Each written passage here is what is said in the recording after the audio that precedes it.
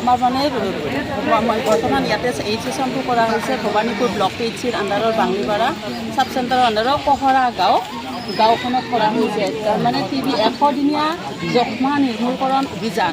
এইটো হৈছে যিহেতু বেমাৰটো সম্পূৰ্ণ ভাল হৈ যাবৰ কাৰণে, যাতে আমাৰ TBটো জিকি যায়। TB বেমাৰটো আমাৰ প্ৰত্যেকজন মানুহৰ পৰা তাৰমানে নিৰ্মূল কৰাৰ কাৰণে এইটো আমাৰ অভিযান চলোৱা হৈছে। 100 দিনীয়া যক্ষ্মা নিৰ্মূলকৰণ অভিযান বুলি কোৱা হৈছে। আমি প্ৰত্যেক ডিষ্ট্ৰিক্টে প্ৰত্যেক sub centre wise village wise প্ৰতিজন নাগৰিকৰে আমাৰ এইটো যিবিলাকৰ এই কফ কাহ চৰ্দি কাহ হৈ আছে এইবিলাকৰ মানে কাহটো আমি পৰীক্ষা কৰাৰ কাৰণে এইটো আমাৰ TBত পতা হৈছে প্ৰত্যেক গাঁৱে গাঁৱে। চৰকাৰৰ যি এনে ধুনীয়া পদক্ষেপ তাৰে বিষয়ে কি ক'ব?